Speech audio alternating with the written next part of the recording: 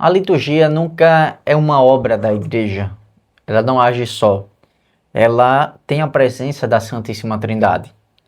O Pai, o Filho e o Espírito Santo. O Pai que teve a missão e tem a missão de criar. O Filho de a redenção dos pecados. E o Espírito Santo de nos santificar.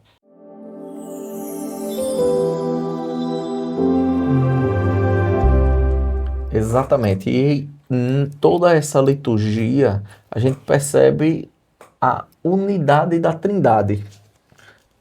A Trindade Santa, ela é muito bem comparada por Tertuliano e Santo Agostinho, lá na Patrística, né? São os primeiros cristãos, até o século IV, mais ou menos. Ela é comparada como o Sol. De que forma? O Sol em si, que a gente olha, vê o Sol, mas incomoda demais se a gente fica muito tempo olhando. É o Pai. Porque não são todos que contemplam a face do Pai.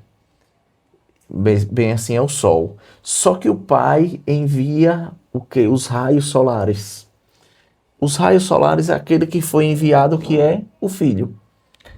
Mas, imagine o seguinte, quando a gente vai para uma praia e pega muito sol, a gente não fica... Eu fico vermelho, né? Você fica vermelho. E você é preto. Mal desculpa a palavra. Afrodescendente, desculpa. Mas veja, a gente não fica irradiando. A gente fica ensolarado.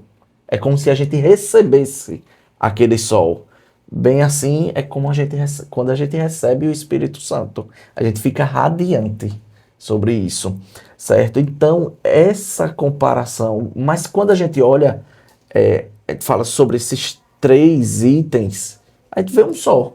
Bem assim é a Trindade, compostas por 3 itens, o Pai, o Filho e o Espírito Santo, mas é um só. Então, não é só Jesus Cristo.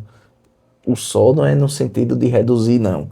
Mas não é só Jesus Cristo que está presente na liturgia, e sim os 3. A Trindade por completo. É tanto que o sacerdote diz o seguinte: enviai o vosso Espírito Santo. E tudo será criado. E tudo será criado. E é interessante nós trabalhando sobre isso, né? Sobre essa ação do Espírito Santo e trazendo para a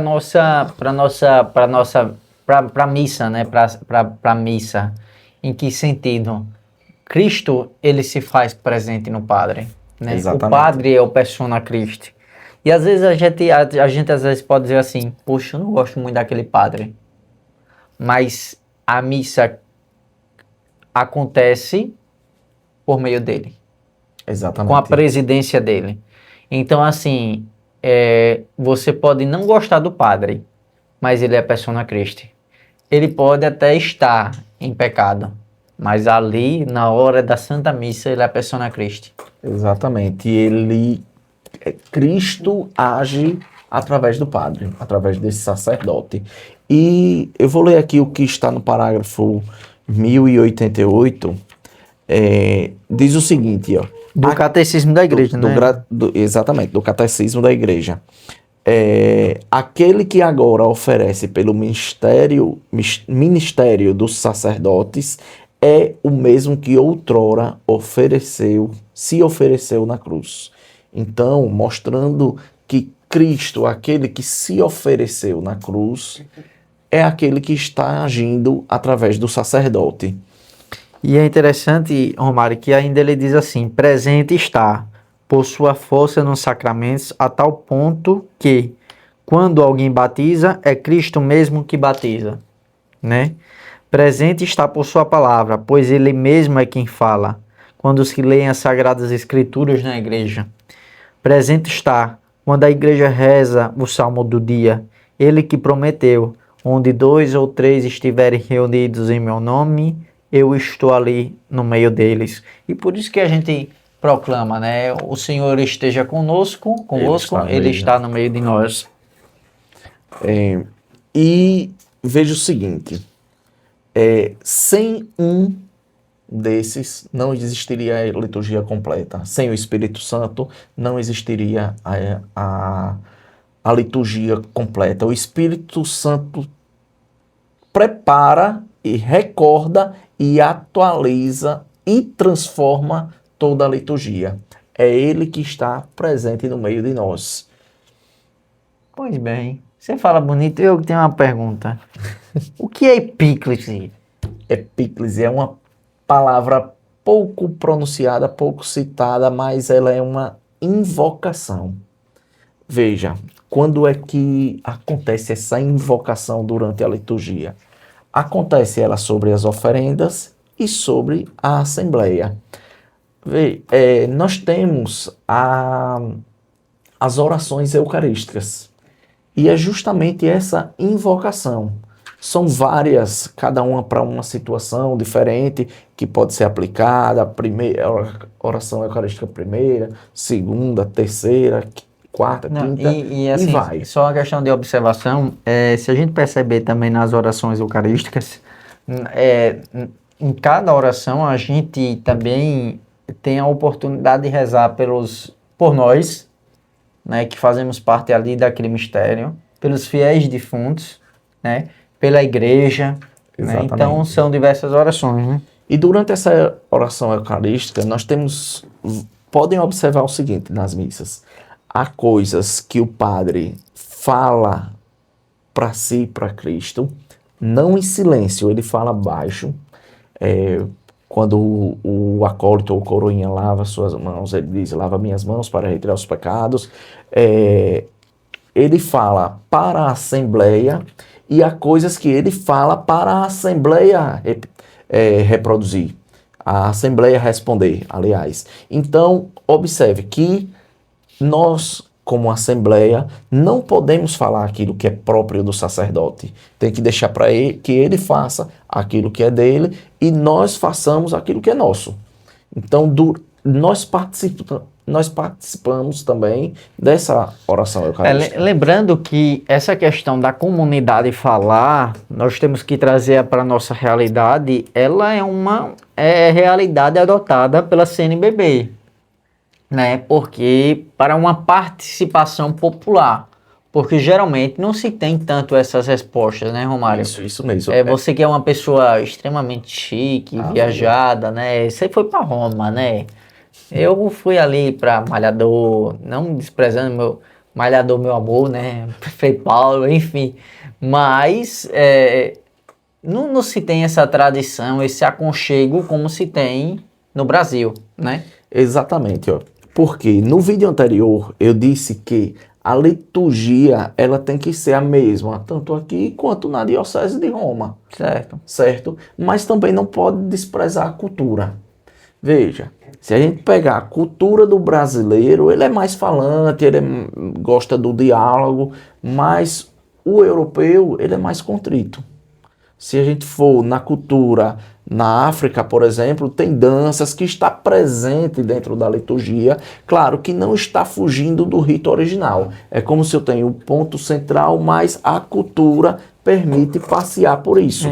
Então, uma forma de envolver, que a CNBB faz para envolver a comunidade é justamente essa participação popular. E Romário falou uma coisa, e é certa, por exemplo, tem uma parte da oração que o padre diz assim: Senhor Jesus Cristo dissesse aos vossos apóstolos, eu vos deixo a paz, eu vos dou a minha paz. Não elei os nossos pecados, mas a fé que anima a vossa igreja. E aí o que é que acontece?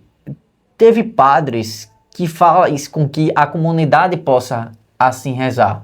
Mas isso não é uma oração da comunidade, é uma oração do sacerdote. Exclusiva do sacerdote, né? Então, assim, tem costumes que vão se adaptando a cada comunidade, né? E aí, quando chega um padre novo, vai dizer: vigia, o padre cortou aquilo. Não é que o padre cortou, é simplesmente que a lei não faz parte da liturgia para ser pronunciada pelos fiéis, mas sim pelo sacerdote. Exatamente, porque tem partes de cada um. Partes do fiel, parte do sacerdote, parte que ele faz para si e junto com Deus. Mas, Jonathan, é importante a gente entender o seguinte, que tudo o que acontece na missa É a ação de Deus falando, santificando, alimentando e enviando. Ele nos envia. Para onde? Para a nossa vida em comunidade. Porque nós não devemos agir liturgicamente dentro da igreja e de qualquer forma na nossa comunidade. Seja a nossa casa, seja a nossa comunidade em si, onde for nosso trabalho, nós temos que agir assim como Deus nos enviou. E é interessante que eu vejo isso muito como, na verdade, participar da Santa Missa é aquele amigo, é aquele pai que me chama para o banquete. E só pede licença para entrar aqueles que não têm intimidade. Aqueles que reconhecem a identidade de filho Filho amado. amado, né? E que realmente sabe da onde veio, da onde vem, né? E de quem vem e para onde vai.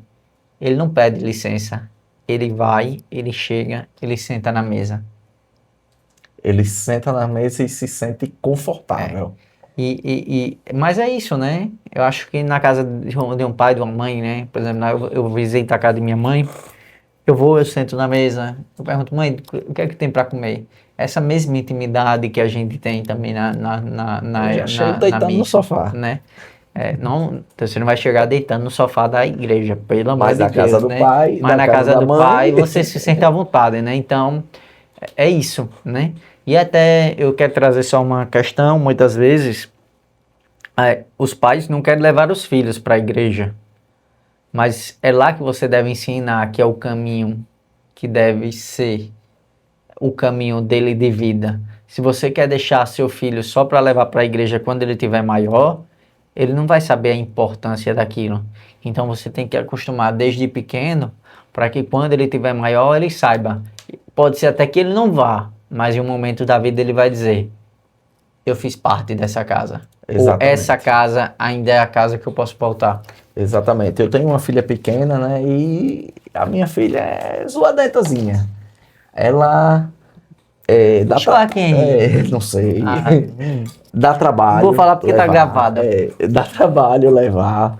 Mas eu acho que não foi a você, Romário. Dá trabalho. É cansativo, mas é importante levar. Para que ela saiba onde os pais estão.